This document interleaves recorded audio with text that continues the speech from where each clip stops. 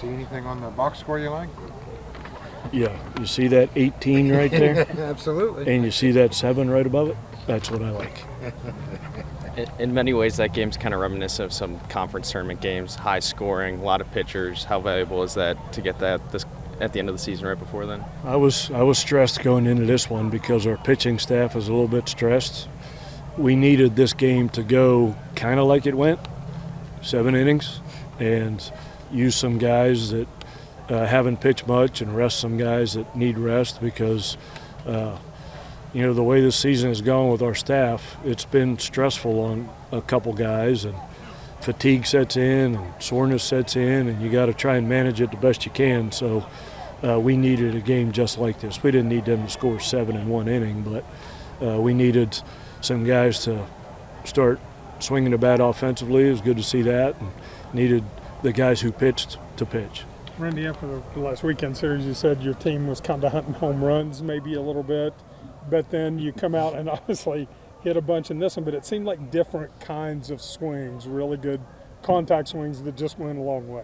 This game was about practice yesterday. We had a great practice yesterday, kind of went back to some fundamental stuff offensively that we kind of got away from, and kudos to our players. They committed to what we were trying to teach them in practice yesterday, and they carried it over into the game, which isn't all that easy to do.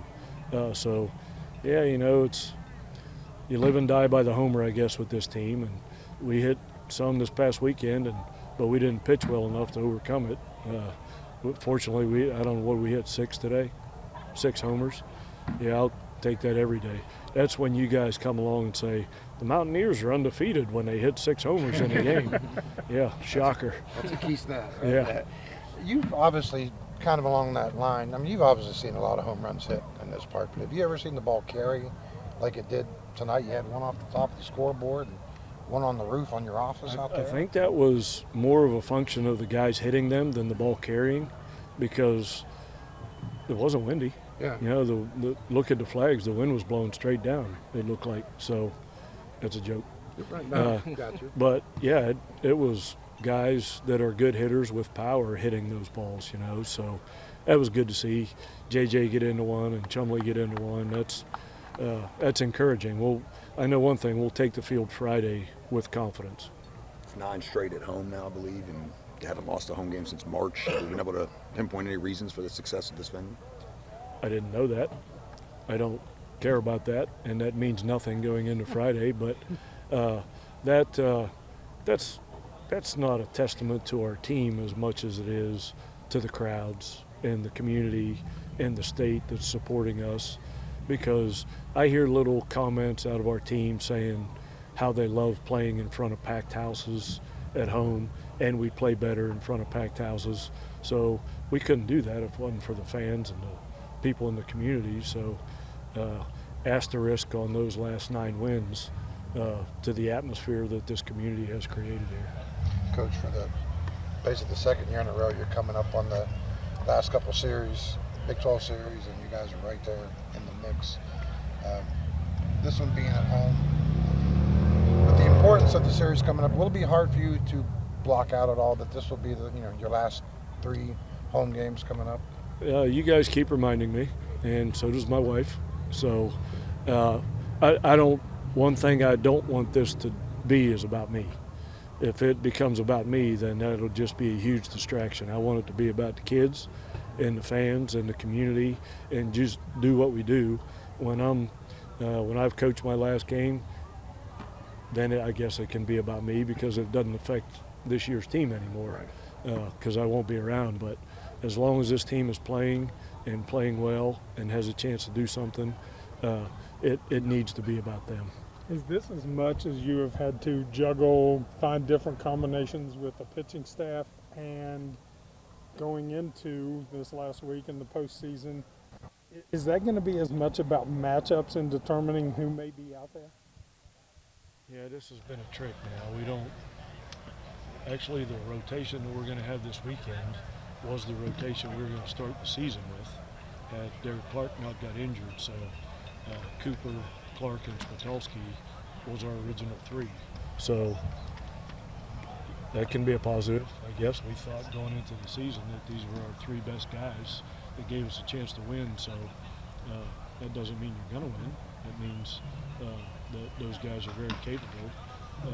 Somebody needs to be a hero going down the stretch. You need, this time of the year, you need heroes. You need heroes on offense. You need heroes on the mound. And usually it comes from somebody you're not expecting. And that needs to be, I tell the guys all the time, why can't it be you? You know, it could be anybody here. Everybody's capable. It's just the right people getting hot at the right time. We just hit 6 home runs. That would be cool. We're undefeated when we do. Coach, you said your pitching was stressed, but to go with the decision to start Myers, just what have you seen from him lately? You know, he's developing. He's getting better. His stuff, as we like to call it, is major league caliber stuff. He throws, you know, first inning there were several 96s on the scoreboard, and the curveballs, if you're into spin rates and all that, it's spinning faster than a lot of major league curveballs. So if we could get him going, you know, into postseason and conference tournaments, sometimes you need 4 and 5 starters, and it's nice to know that he's capable of being one of those guys.